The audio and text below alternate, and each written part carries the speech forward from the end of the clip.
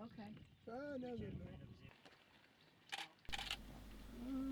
The Maasai Mara is a large national game reserve in southwestern Kenya, contiguous with the Serengeti National Park in Tanzania. The sky and It's named in honour of the Maasai yes, people, yes. the ancestral inhabitants of the area. The word Mara means speckled in Ma, and it was given this name because of the numerous small trees dotted across the plains.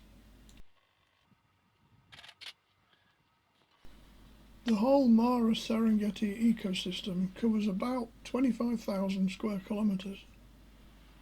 The Conservancies where this was filmed are located at the north end of the Mara. Most of the area of the Conservancies consists of rolling hills with thickets on top and large open savanna.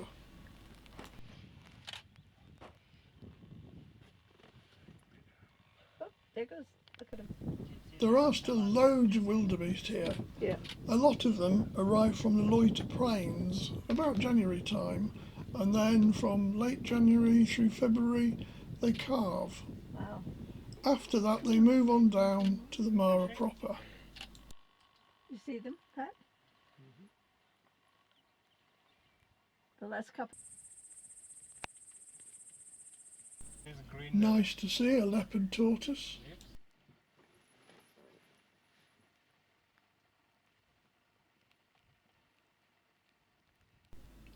There's also some good herds of eland to be seen, and for a change they're not too shy, so I was able to get some really good photographs. Common eland are the second largest antelope in the world, after the giant eland. The males can weigh up to about 600 kilograms.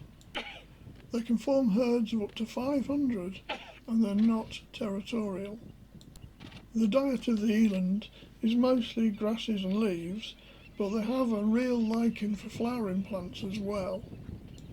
Elands have been domesticated in parts of southern Africa.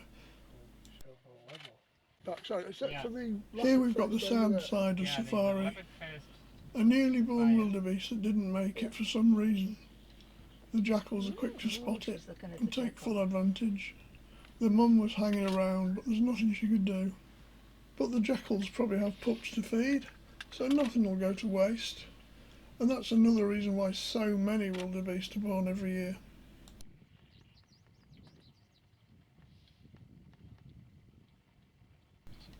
The main reason we chose to stay in a conservancy rather than down in the Mara proper was because basically of the peace and quiet. You've got exclusive access here, so if you see a cheetah or a lion, you've pretty well got a sighting to yourself. Whereas down in the Mara, because it's so popular, you could have 10 or 20 other cars round it. To me, that completely ruins the atmosphere of being on safari. In recent years, Kenya has got a really good grip on elephant poaching. It's now much, much lower than it was, say, 10 years ago. In fact, Kenya's elephant population has been rising at around 2.5% per year. Of course, this might create a whole new set of problems of human-wildlife conflict. The population of Kenya continues to rise, more and more land's needed for agriculture, which obviously leaves less and less space for wildlife. In some places fences have been built to keep wildlife off crops. In some areas wildlife corridors have been left open so that animals can move from area to area, particularly elephants, which are known to be migratory.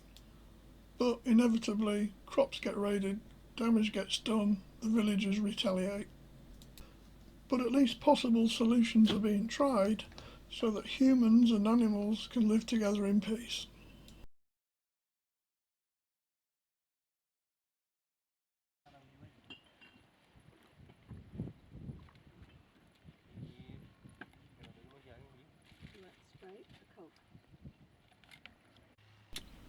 The only slight downside I could think of to staying here was there are less eyes, as it were, on the lookout for game, especially rarities like leopards.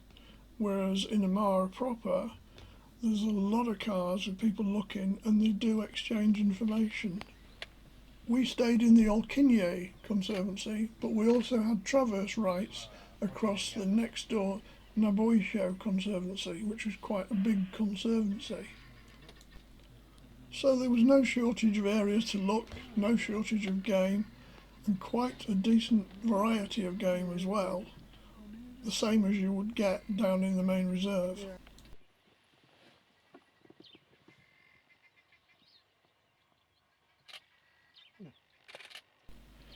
If you wanted to see one of the famous river crossings of wildebeest, you won't see it here. But what you can do is drive down to the main reserve for a day trip. Assuming you're there at the right time of year, you can then drive down to the Talek or the Mara River, park up and hopefully see a river crossing.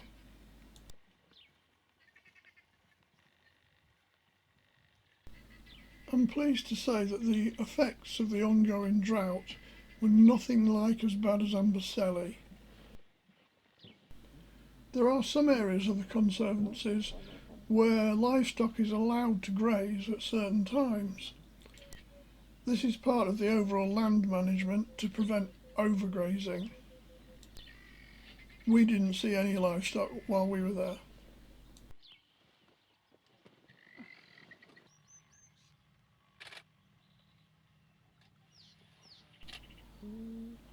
The rolling hills of the Mara do give some good views and allow quite good opportunities for landscape photography. And yep, there was definitely a guy on a motorbike you could hear in the background. What a super way to get to work.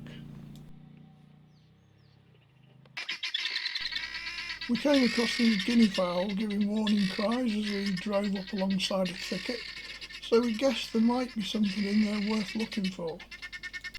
Sure enough, we found a single cheetah taking it easy and enjoying the pleasant sunshine.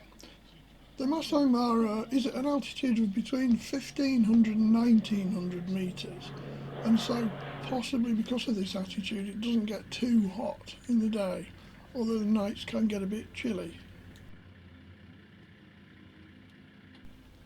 The vast open plains make this an ideal location for cheetah, and the Old Kinyei Conservancy is reckoned to have one of the highest densities of cheetah anywhere in the world. The current world population of cheetah is only about 6,500, and the main stronghold is probably Namibia. Sadly, a lot of cheetah cubs are captured for the illegal pet trade, mostly in the Middle East. As you look out over the plains, you can see small groups of wildebeest, zebra, topi, warthog, gazelles, and sometimes even elands dotted about everywhere. Wildebeest are by far the commonest antelope here because they like the short grass. Zebras don't mind, they will eat longer stuff. Topi are related to hartebeest. In southern Africa they're known as tsessebe. There's also variations north of Kenya known as the tiang and the corrigan. They prefer short to medium grasslands and sumplands that seasonally get flooded. They may move to higher ground in the rainy season. They're only found in large-scale ecosystems, and herds, anything up to 10,000, can move as far as 1,000 kilometres a year. There's lots of troops of olive baboons about. And this is a very colourful male red-headed agama lizard. Just in front of it. Moved it all. This is a young bull elephant. You can usually tell by the rounded shape of the forehead, and when you look at them from the front, the tusks tend to point outwards slightly more than the females. These are three-male Dafasa waterbuck. You can tell them from the common waterbuck because they lack the white circle on the rump, and the fur's a bit shaggier and a little bit redder. Also, common waterbuck are generally distributed more to the east of the Rift Valley. I think these giraffes are waiting to have a drink in the little stream there, because they're waiting until we get out of the way. There's bands of riverine forest along all the streams, and quite often you see bushbuck like this one.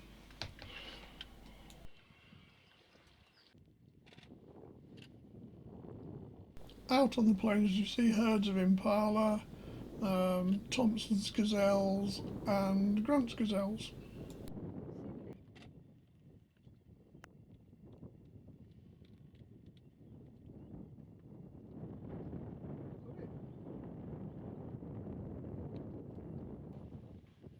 The Thompson's gazelles are definitely the best at handling the driest parts of the area.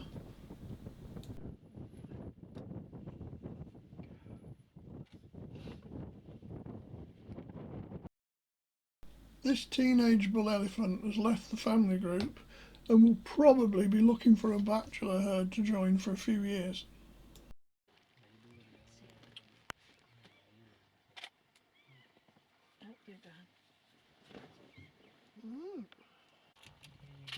In the late afternoon the sky darkened and it looked as though we were in for a bit of shower. The prospect of some rain is good news as there is an ongoing drought.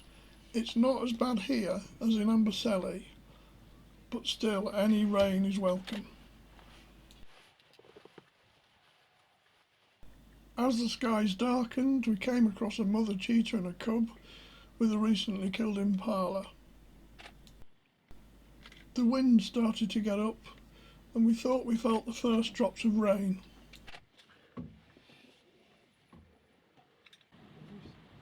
The mother cheetah probably had to be extra vigilant because the wind would cover up noises of any oncoming predators like hyenas or even lions.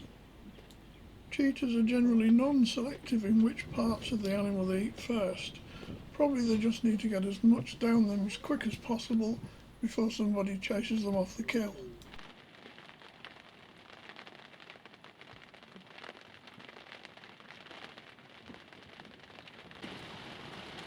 The rain steadily increased and then increased some more until in the end it was absolutely hammering down and we had to drop the sides on the car.